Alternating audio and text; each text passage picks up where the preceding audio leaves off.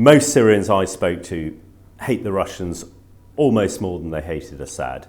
They saw the Russians bombing hospitals and schools, laying waste to the place, and really because the Russians wanted to strengthen their southern flank, they wanted the Tartus naval base, and they wanted the air base in that area as well, which is so significant for their operations in Africa and elsewhere. But there is no love lost. I mean, I heard rumours while I was in Syria that the new regime were going to do a deal with the Russians. Now, every senior person I spoke to in the new government and others said that is not happening. That is not happening if we in the West step in to support them. If give it 2 or 3 months and everybody's still prevaricating and sitting back and wondering what to do, then possibly. But I think there is no desire at all from the rank and file and even the new leadership in Syria to have anything to do with the Russians. Well, let's come on to your recent visit to Syria. Obviously, a lot has happened in Syria in the last couple of months. We've spoken a lot on Frontline about the fall of the Assad regime, the rise of HTS, and what next for the country.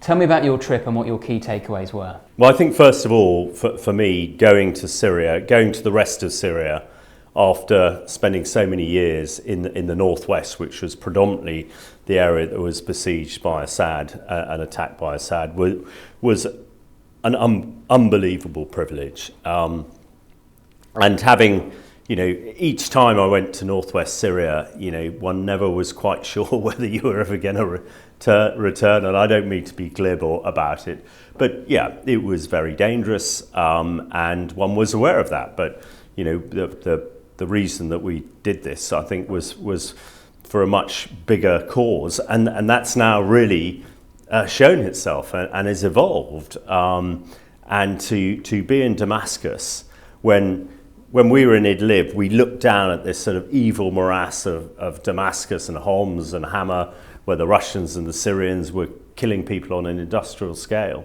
To walk around Damascus and feel. I was in Marrakesh 3 weeks ago. I felt more threatened in Marrakesh than I did in Damascus last week. So it was a great honour. And meeting everybody, 99% of people I met were entirely positive, entirely believed that there is a chance for a secular, moderate, and in inverted commas, democratic country, and all wanting to work together and trying to get there. And frustrated in these early stages that, countries like the UK and other European countries and probably the US are just sitting back, just seeing what's going to happen, because so often I hear, it's going to be Iraq 2003. And having been in Iraq 2003, I can tell you, and I've been shouting it down the streets of Westminster and Whitehall today, that it's absolutely not. And there is just this window of opportunity in this sort of eye of the storm, that if we get in there quickly, we can help realise this future for Syria that, as I say, virtually every Syrian I've met wants to achieve. And do you think, particularly with HTS and its leader, Ahmed al-Shara, do you believe they are, I suppose, the real deal when it comes to modernising the country, liberalising the country, being a moderating influence in a very difficult region? Because let's be honest, we have been here before with a whole plethora of world leaders where you start with optimism, thinking they might be a force for good, and then we find out something very different. Vladimir Putin, who we've been talking about, might be a good example. George Bush famously said, I stared into his soul and I saw a good man. How wrong he was. What makes you confident that al-Shara and HTS are people we can do business with? Well, that is the concern, obviously, that everybody is saying. And I saw HTS and Al-Qaeda and ISIS for many years in Syria, in northwest Syria, and they were trying to kill me. I met them last week, and they welcomed me with open arms. They're not quite the same people. I do think that they've evolved. I missed by about 6 hours the opportunity to sit down with the new leader. But the people I was travelling with did for 2 hours, sort of eight or 9 days ago. And they're people I trust and respect, and really bright, intelligent people who said, he is the real deal. What he was saying, this whole thing about secularity, about everybody mattering, trying to rebuild a country in a quasi-democratic framework, sounded very good. And then when I went around the ministries, the health ministry, they're saying exactly the same thing. I went to a reception for the elders of Homs province, the new governor and all the rest of it. And I had a long chat to the imam, the sort of head imam in Homs, and he gave a speech, and it was exactly the same. You know, HTS seem to have got their messaging right. Everybody is going in the same direction and saying the same thing. And what's incredibly frustrating is when you see comments from people outside Syria, perhaps picking up on things. The fact that al-Shara didn't shake the hand of the French foreign minister, he put his hand on his heart, which in Syrian terms is deference to the person you're meeting. The fact you don't shake your hands actually is of no consequence, but people will say, you know, that is a consequence. On the reconciliation side as well, and on the, you know, people talking about Alawites and others being murdered. Well, again, you know, I didn't see that. I was aware of somebody I'm told was the chief executioner in Homs having been killed, allegedly responsible for tens of thousands of deaths.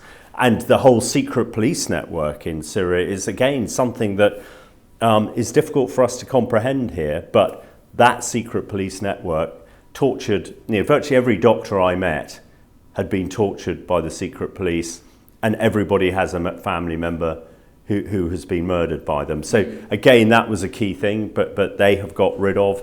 The key thing that they're after, they want to engage with the West, they want to engage with the UK, they want our advice and they want our resources.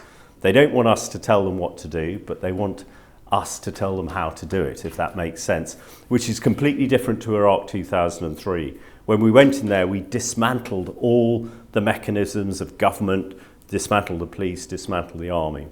What HTS are trying to do is maintain all of that. And they are doing it. And they again turned the H2S soldiers, who look remarkably professional to me, and they've obviously been well trained, probably by the Turks and equipped, turned them into an army. But the other thing I noticed, there were no guns on the streets. I mean, quite bizarre. When I was admittedly, the last time I was in Idlib was 2020, and virtually everybody had an AK-47 and looked threatening.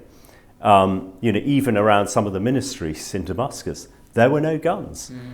You saw the odd, and virtually no checkpoints. Again, having done numerous tours in Iraq and Afghanistan, where these people have checkpoints all over the place, that wasn't the case. And actually, just final one on this, when we crossed the border into Syria, and the border police on the Syrian side were so polite and so welcoming and so efficient. Those of us Brits in the sort of convoy were sort of suggesting that maybe they could, you know, get to Heathrow or somewhere like that and, you know, do a bit of training themselves. So I know I'm possibly looking through rose-coloured spectacles, but having been there in the really bad times, having seen what happened in Iraq and Afghanistan, I just judge that this is something we should throw our weight behind. And the final bit here, people I'm sure will not realise that the Syrian British diaspora are so important to Syria. The people I travel with were all, actually virtually all, doctors and consultants in the NHS, but they are dual Syrian and British nationals. But they were welcomed with open arms by ministers in Damascus, and pretty much the guys I were with, they all had very close family links to the governors and the people running Homs, which is sort of third city.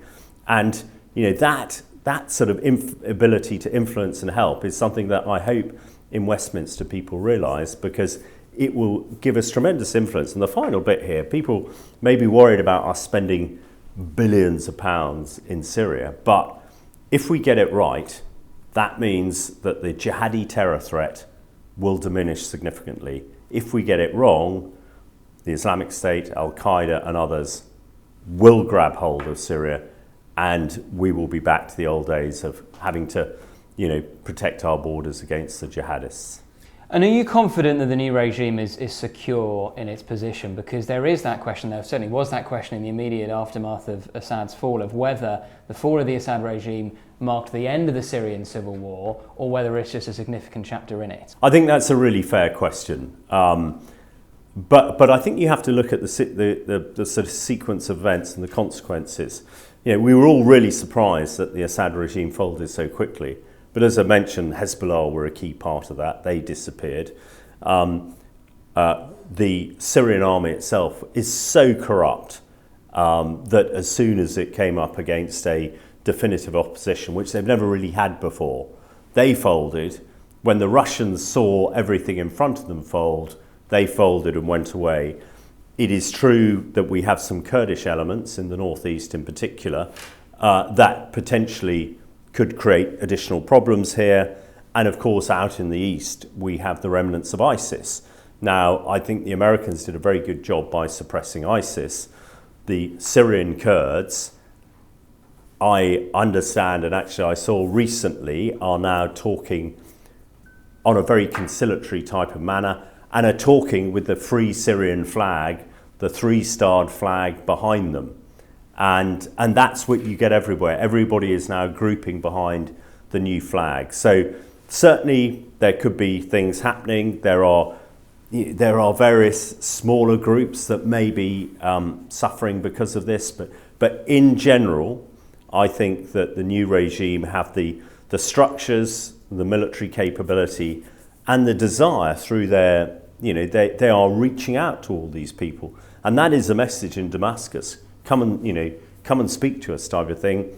And the Kurds, the Syrian Kurds are doing that. So yeah, that is why, again, I say there is a window of opportunity.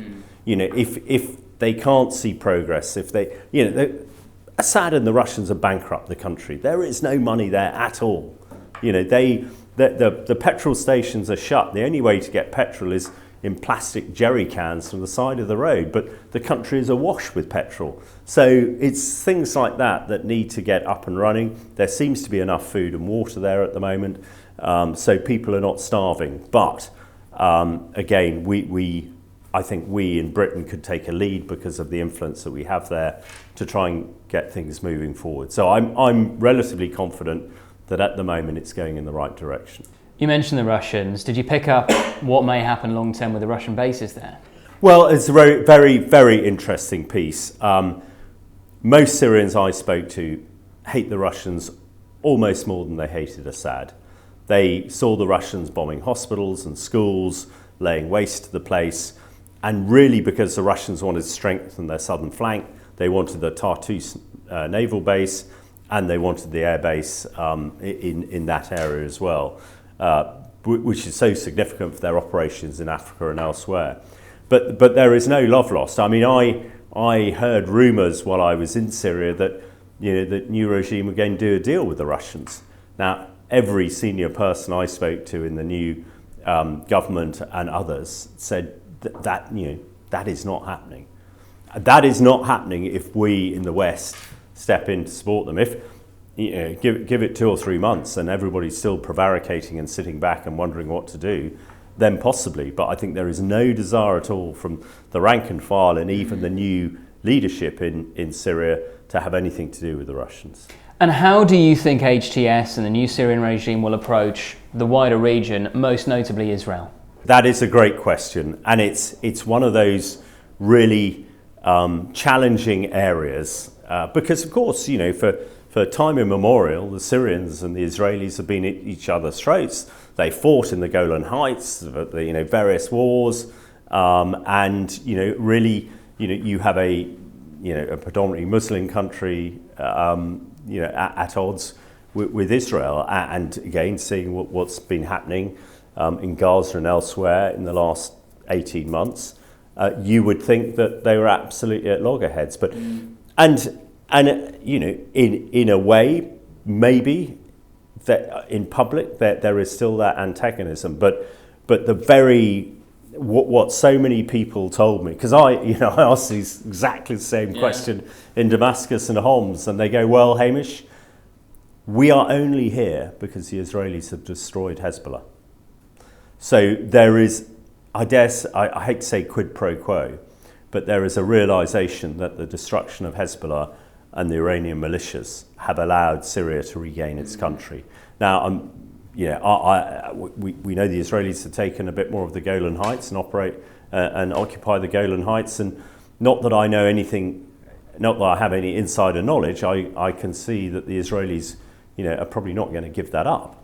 But one sort of got the feeling that there might be the opportunity for the two countries to exist in the same area together.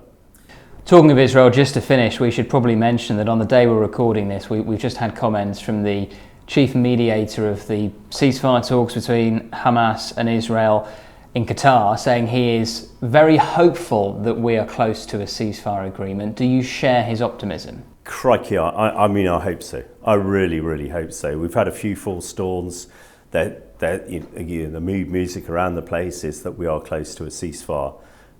So, yeah, I think we all hope and pray that is the case. And that'll be, hugely significant. I mean, crikey, this year, if we can, we've got rid of, Assad's gone, we're getting a secular and moderate country in Syria, hopefully. The dreadful conflict in Gaza is over, and potentially the war in Ukraine's over. I mean, I think when we woke up on New Year's Day on the 1st of January this year, when a lot of this was uncertain, a lot of us thought, crikey, 25 is going to be a real humdinger. There are just those, without wanting to be too trite, those green shoots that are potentially 25 could actually be a great year. Hamish de Bretton-Gordon, we always appreciate your time. Thank you so much for joining us again on Frontline. Thanks for having me. Thank you for watching today's episode of Frontline. For early access to our videos, member-only Q&As and live streams, then sign up for a membership via the link in the description. And for the latest news and breaking stories, listen to Times Radio and follow us at thetimes.com.